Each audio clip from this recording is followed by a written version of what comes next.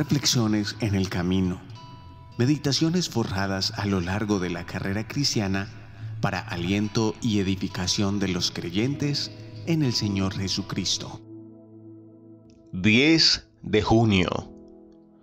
Y lo vil del mundo y lo menospreciado escogió Dios, y lo que no es, para deshacer lo que es, a fin de que nadie se jacte en su presencia.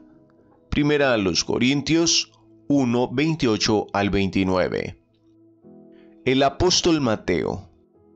¿Quién eligió a Mateo para ser hijo de Dios y para ser apóstol? ¿Un privilegio reservado a unos pocos? ¿Fueron los otros discípulos? No. ¿Lo hubieran elegido? Quizás se hubieran acordado de las veces que él les había cobrado impuestos para los romanos y dentro de sí pensarían que era un traidor a la nación. A sus ojos, muy probablemente no era un buen candidato, aunque estrictamente hablando, cada uno de los demás también tenía su propia historia de pecado y de debilidades. Pero no, el Señor no les consultó para elegirlo. Sencillamente lo llamó y Mateo llegó a formar parte de ese grupo tan especial de allegados y aprendices del Señor. El Salvador no desconoce ni niega que Mateo es un enfermo espiritual y que es un pecador, pero fue para esta clase de personas para las cuales él vino. Mateo 9, 9 al 13. La elección de los discípulos es una muestra de lo que el Señor hace hoy en cada congregación. Salvo ciertas leyes humanas, lo normal es que el Señor llame soberanamente a las personas al arrepentimiento y no consulta a los demás creyentes si desean admitir o no a alguien en su iglesia. Es Él, por su Espíritu, quien toca los corazones.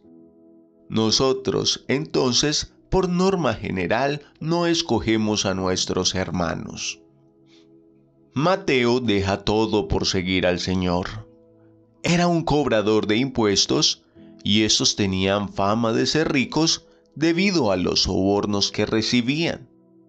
Sabemos que tenía una casa amplia donde invitó al Señor, a sus discípulos y a muchos publicanos y pecadores. Mateo 9:10. Sin embargo, Lucas 5:28 nos cuenta que Mateo, dejándolo todo, se levantó y le siguió. Nunca más vemos a Mateo en su antiguo oficio. La aparición del Señor en su vida marcó un antes y un después. Su primer acto, después de ser llamado, fue ofrecer su casa para que otros pudieran conocer al Salvador. Bonito ejemplo de rendición al señorío de su maestro. Cualquiera de nosotros pensaría que el Señor le confiaría la bolsa a Mateo, siendo que por profesión era un experto administrador de dinero. No, la bolsa la llevaba Judas Iscariote, quien era ladrón. Juan 12:6. Quizá, con este acto, quería evidenciar en dónde estaba el corazón de Judas, cosa que no vio necesaria con Mateo. El apóstol Mateo es más bien reservado. En la Escritura no le vemos expresarse mucho. Sin embargo, fue fiel en su tarea de escribir su evangelio para entregarnos una maravillosa semblanza del Rey de los Judíos que hasta el día de hoy podemos leer con gran provecho. El Señor nos guarde fieles a cada uno en su tarea hasta que Él venga.